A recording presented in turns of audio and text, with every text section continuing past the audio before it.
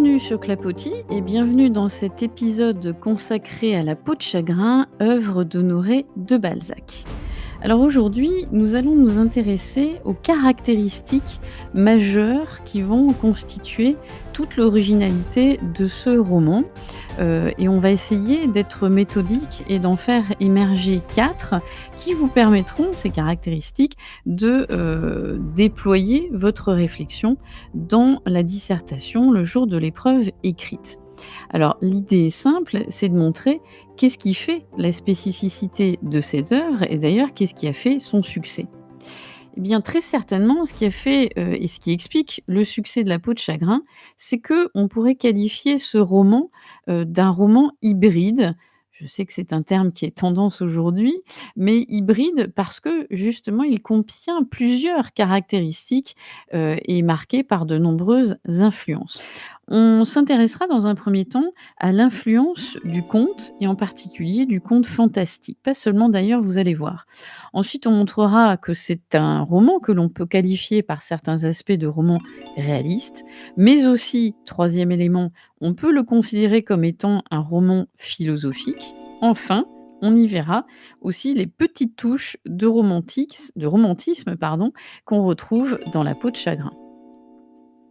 Commençons par, ce qui peut paraître le plus significatif puisque c'est l'élément le plus, important parce qu'il va, ponctuer et rythmer toute l'histoire, c'est l'élément fantastique.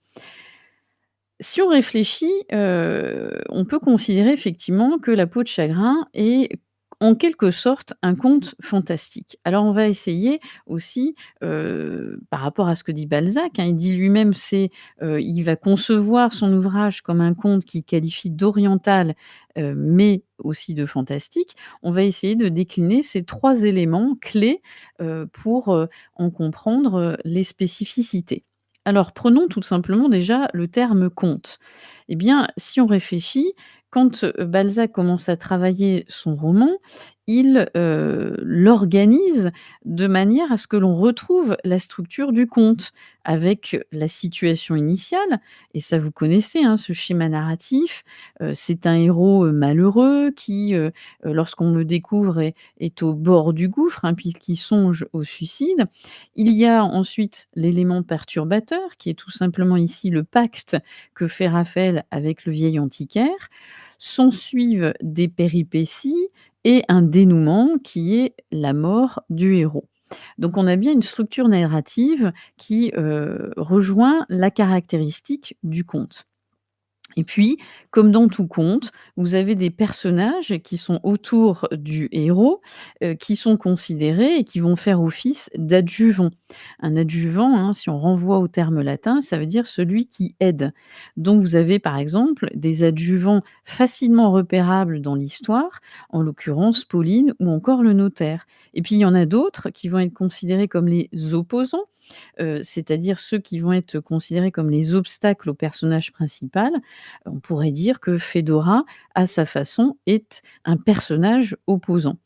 Et puis, comme tout conte, et vous le savez, il y a toujours, à la fin de l'histoire, une sorte de morale qui est plus ou moins explicite. Là, on pourrait dire, et on reviendra tout à l'heure avec la dimension philosophique, que la morale de La peau de chagrin n'est pas si explicite. Elle est plutôt suggérée au lecteur, et c'est à lui de la décoder. Et pour autant, on pourrait déjà ici poser les jalons de cette morale. La peau de chagrin invite à s'interroger sur le sens de l'existence, la notion de désir aussi. On y reviendra dans un autre épisode consacré au personnage de Raphaël. Mais on voit bien que on a effectivement des éléments propres au conte. Alors si on s'intéresse à la dimension, on évoquait tout à l'heure, orientale et aussi fantastique, intéressons-nous à la thématique orientale en effet. Cette thématique, se manifeste surtout dans le magasin, de l'antiquaire, avec tous ces éléments, hein, que l'on découvre, au gré, de l'apparition, enfin de l'arrivée de Raphaël dans le magasin et puis, bien sûr, le côté oriental est incarné et symbolisé, matérialisé par, cette peau de chagrin, ce morceau, de cuir, sur lequel figure l'étoile à 6 branches de Salomon, une sentence en sens manuscrits, et que Raphaël d'ailleurs, même s'il n'a pas voyagé en Orient, sait traduire. Cette thématique, orientale se retrouve aussi dans, la description de l'intérieur de Fedora, où on a cette évocation d'un luxe, à connotation, exotique, voluptueuse, voire érotique par instant. Donc il y a cet arrière-plan ou ce côté, hein, qui, pour le lecteur du 19e siècle, n'est pas sans le faire, voyager et aussi rêver, puisque ces contrées lointaines fascinaient, énormément à l'époque. Il y a aussi donc, l'aspect qu'on a évoqué fantastique et c'est certainement l'élément qui vous a le plus marqué, dès le début, de votre lecture avec cette peau de chagrin, qui permet justement à Raphaël d'accomplir certains de ses vœux, mais ô combien, dangereux. Alors le côté fantastique se voit par le titre de la première partie avec le titre «Le talisman» qui renvoie au surnaturel et qui s'incarne d'ailleurs dans la peau de chagrin. Cette peau de chagrin, c'est une invention de Balzac, hein, cette idée d'une peau qui projette une lumière, inexplicable, hein, comme dit le narrateur. Elles sont dotées donc de pouvoirs, extraordinaires et elle va symboliser la vie de celui qui la détient et à sa façon, elle réalise tous les désirs. Mais ces désirs, font que à chaque fois qu'ils sont exaucés, ils font rétrécir, la peau jusqu'à sa disparition et donc la mort du propriétaire. Ça, c'est typiquement un élément surnaturel, et ce n'est ça serait pas fantastique ou surnaturel s'il n'y avait pas le contraste entre l'élément qui représente le surnaturel et celui qui, est lié à ce surnaturel, en l'occurrence ici, Raphaël, qui lui va incarner, l'incrédulité, rationnelle, qui va essayer justement de contrecarrer le surnaturel ou du moins de le maîtriser, de s'en emparer. Ça, c'est typique aussi dans les récits fantastiques avec le personnage qui essaye toujours de surpasser cette puissance surnaturelle, mais qui, par définition, ne pourra jamais être surpassé et maîtrisé. Donc ça, c'est les éléments du conte surnaturel, fantastique, oriental. Deuxième élément important, et ça vous l'avez remarqué, c'est peut-être d'ailleurs cet aspect qui vous a moins le plu dans le roman, c'est la connotation ou la marque, du roman réaliste. Vous avez beaucoup d'éléments, qui renvoient, au romanesque traditionnel pardon, je confonds justement là, mais plutôt réaliste. La peau de chagrin se, peut être qualifiée de roman réaliste parce qu'on va le voir tout à l'heure plus en détail, on a effectivement cet arrière-plan et ces descriptions. Mais ce qui m'intéresse surtout, c'est de dire que oui, c'est un roman qui peut être qualifié de réaliste parce qu'il renvoie aux éléments du roman de formation ou ce qu'on a appelé aussi le roman d'apprentissage. Alors il faut savoir que le roman de formation, c'est un genre romanesque qui s'est développé à partir du XVIIIe siècle et quelles étaient ses caractéristiques? Eh bien, en fait, son objectif était de présenter le parcours d'un héros, de son enfance, son adolescence, jusqu'à sa vie d'adulte et un parcours qui, se devait d'être accompli. Donc on a bien, là on pourrait dire que La peau de chagrin, c'est bien un roman, d'apprentissage, de type, réaliste parce qu'il présente dans le temps et dans l'espace l'évolution d'un personnage principal qui est fictif, certes, Raphaël, mais avec un récit qui est doté d'un portrait physique et moral du personnage et on a aussi, ce qui fait penser au roman réaliste, les points de vue narratifs, qui, sont caractéristiques. On a, un narrateur, qui est très souvent, omniscient, qui donc sait tout des personnages, c'est la caractéristique de ce point de vue et en même temps, on a, l'alternance avec, dans la deuxième partie du roman, le narrateur qui est essentiellement interne puisque c'est en la personne de Raphaël. Ça, ce sont des éléments, qu'on pourrait qualifier à la fois du roman de formation et du roman réaliste.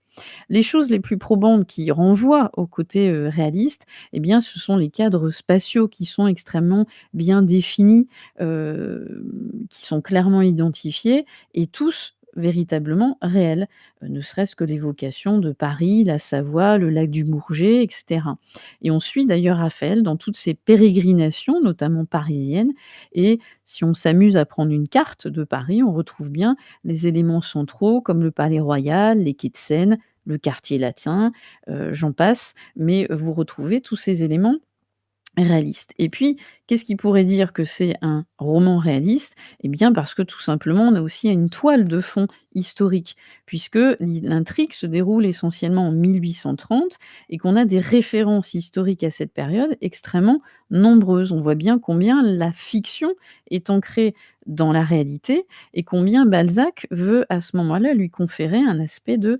vraisemblable. On voit bien d'ailleurs, exemple dans la première partie, qu'on a la Révolution de juillet 1830, la monarchie de juillet qui sont évoquées.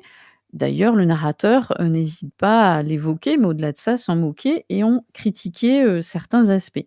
Donc on a bien cet aspect, réaliste qui est aussi, significatif parce qu'on a une peinture de la société. Un roman réaliste, c'est aussi un roman qui peint une société, une réalité sociale et celle-ci est d'ailleurs largement, évoquée. On a l'évocation de la noblesse, de la bourgeoisie. Balzac à plusieurs reprises, évoque, le désir d'ailleurs de l'anoblissement de la bourgeoisie, hem le fameux achat d'une particule. Il évoque aussi quelque chose qui est très fort chez lui, la montée progressive du pouvoir de l'argent dans la société. C'est un thème récurrent, hein, qu'il aborde, à de nombreuses reprises avec le banquier, Taillefer et qui contraste avec la pauvreté que connaissent d'ailleurs certains personnages dans l'histoire. Donc on a aussi ce tableau réaliste qui permet de mettre en place aussi une satire de la société et puis, il y a l'évocation, bien sûr, de ce poids des relations sociales dans la réussite, hein, avec, Raphaël qui est, justement, marqué presque par cette fatalité sociale et puis à côté, ce Rastignac qui incarne, le système opportuniste, cynique, de cette société d'après 1830. Enfin, ce que vous pourriez apporter comme élément, propre au réalisme, bah, c'est les descriptions extrêmement minutieuses et je sais combien cet aspect-là peut vous paraître, laborieux et long. On a, ça c'est typique chez Balzac, ce réalisme qui privilégie la description, parfois longue, je vous l'accorde. Pour exemple, au début du roman, hein, la longue description des joueurs, du palais royal ou encore, dans la deuxième partie, la description de la demeure de Fédora. Mais n'oubliez jamais de vous remettre dans le contexte aussi du 19e siècle. Le lecteur de l'époque a besoin de ces descriptions minutieuses pour s'imaginer un cadre qui n'est pas forcément pour lui extrêmement familier. Donc ça, c'est le deuxième aspect. On peut dire et affirmer que oui, après dire que La peau de chagrin est de facture fantastique, elle est aussi de facture réaliste. Troisième élément qui paraît aussi important, c'est l'aspect philosophique du roman qu'il ne faut pas ignorer. D'autant plus que, si vous avez écouté l'épisode sur la genèse de La peau de chagrin, souvenez-vous, Balzac évoque, l'idée, on n'évoque pas seulement, d'ailleurs il le fera, évoque cette idée que La peau de chagrin est inclus dans la partie de la comédie humaine qui s'appelle études philosophiques. Donc s'il le met dans cette partie-là, c'est qu'il a bien cette idée de montrer que c'est un roman au-delà du surnaturel qui invite à la réflexion.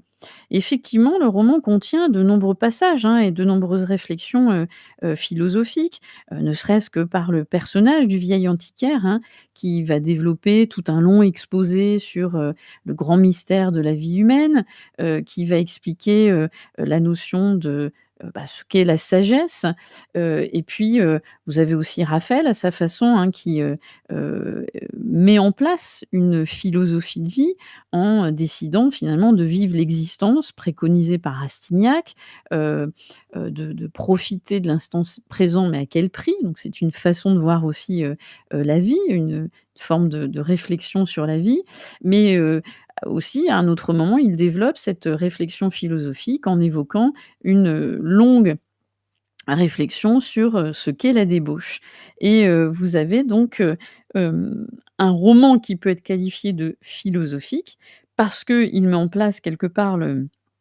en quelque sorte, le destin tragique de Raphaël, qui est marqué par, qui est sous le sceau de la fatalité. Donc on pourrait, voir ici un petit clin d'œil à ce fatum, qui marque tous les héros tragiques de la littérature. Raphaël, le lecteur sait d'avance, hein, que son destin va être tragique et donc est-ce que c'est pas un moyen aussi pour amener le lecteur à se poser des questions, sur, le sens que l'on peut donner à son existence, des questions particulières particulier sur, le désir, ces dangers qu'ils peuvent constituer et cette vision, hein, du personnage qui décide volontairement de brûler sa vie. Donc on voit bien que c'est aussi philosophique parce qu'elle prend de la distance. Elle invite le lecteur à, prendre du recul et à réfléchir, justement à l'attitude qu'a pu avoir, Raphaël face à cette peau de chagrin. Pour autant, il n'y a pas de, on va dire, de morale ou de philosophie clairement établie. C'est-à-dire qu'on Balzac n'invite pas à suivre telle ou telle, l orientation, philosophique. Et c'est pour ça qu'on peut aussi dire que le roman de La peau de chagrin, c'est une œuvre ouverte et là on revoit et je vous renvoie à l'épisode qui encore une fois parle de la genèse de La peau de chagrin, c'est-à-dire les influences. On voit ici l'influence rabelaisienne, en ce sens que Balzac, comme Rabelais, laisse son lecteur construire sa propre morale de l'histoire, le laisse réfléchir à son point de vue quant à Raphaël. Faut-il le condamner? Faut-il, l'excuser, le pardonner? A-t-il eu raison de mener, cette vie, comme il l'a pu le faire? A-t-il eu raison de se comporter de la sorte vis-à-vis des femmes? A-t-il eu raison d'écouter, Rastignac, au final? Balzac n'apporte pas de réponse, ne stabilise pas de réponse définitive. C'est à nous, lecteurs, de, mettre en place notre jugement par rapport à la décision, qu'a pu prendre Raphaël, de mener sa vie de la sorte. Donc c'est en cela que c'est une œuvre, philosophique. Et puis dernier point, on peut dire que La peau de chagrin, c'est une œuvre aussi romantique parce qu'elle est dotée d'un certain lyrisme. Elle relève effectivement de ce caractère, lyrique qu'il y avait beaucoup chez les personnages, romantiques, qui expriment leurs sentiments.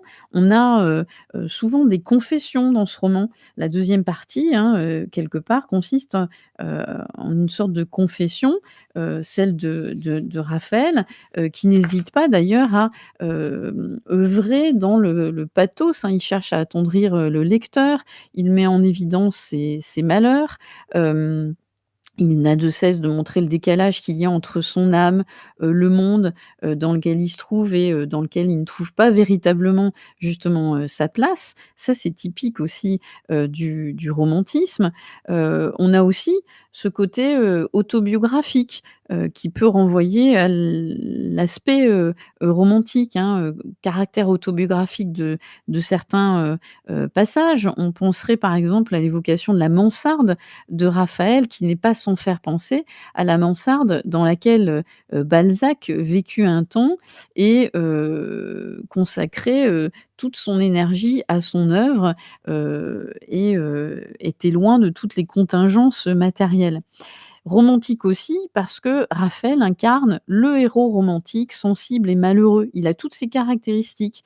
Il accorde beaucoup d'attention à son moi, il a une grande sensibilité, il se sent incompris des autres, d'où son sentiment, de mal-être, cette impression qu'il n'est jamais à sa place dans la société et en même temps, il est romantique parce qu'il est assoiffé d'amour, d'ailleurs il en manque dès son plus jeune âge, il est romantique parce qu'il a plein de talents, il est ambitieux, hem il échoue dans ses tentatives, d'écriture, dans ses tentatives, littéraires.